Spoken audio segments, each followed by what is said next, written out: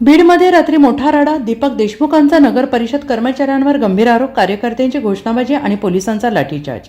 बीडच्या परळीमध्ये strong room असलेल्या नगर परिषदेसमोर राष्ट्रवादी काँग्रेस शरद पवार गटाचे नेते तथा माजी नगराध्यक्ष दीपक देशमुख आणि नगर परिषद कर्मचाऱ्यांमध्ये शाब्दिक बाचाबाची झाल्याचं दिसून आलंय आणि यावेळी रात्री नगर परिषद कार्यालयासमोर तणावाचं वातावरण निर्माण झालं. बुधवारी रात्री 11 वाजता दीपक देशमुख हे नगर परिषदेत स्ट्रॉंग रूमची पाहणी करण्यासाठी गेले असता नगर परिषद कर्मचाऱ्यांनी अरेरावीची भाषा केल्याचा आरोप देशमुख यांनी नगर परिषद कर्मचाऱ्यांवर केला आणि यावेळी नगर परिषदेसमोर मोठ्या प्रमाणात देशमुख समर्थक जमा झाले. दीपक देशमुख आणि त्यांच्या समर्थकांकडून जोरदार घोषणाबाजी देखील करण्यात आली. दरम्यान शिवीगाळीचा आरोप झालेल्या कर्मचाऱ्याचे मेडिकल करण्याची मागणी यावेळी देशमुख यांनी केली आणि या संपूर्ण प्रकरणाची माहिती खासदार बजरंग सोनवणे यांनी फोनवरून दिली. त्यानंतर निवडणूक निर्णय अधिकारी अरविंद लाटकर यांनी जमावाला शांततेचे आवाहन केले.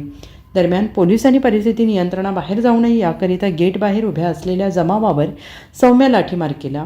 साधारण 2 तास या ठिकाणी तणावाचं वातावरण होतं. नगर परिषदेबाहेर पोलिसांचा मोठा बंदोबस्त तैनात करण्यात आला होता.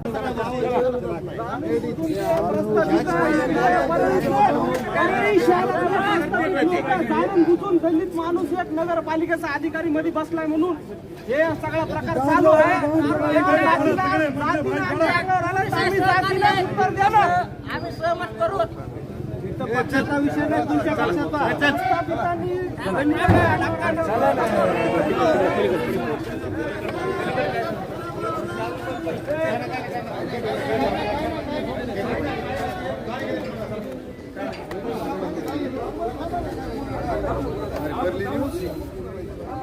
Bureau report SPN Marathi Beed.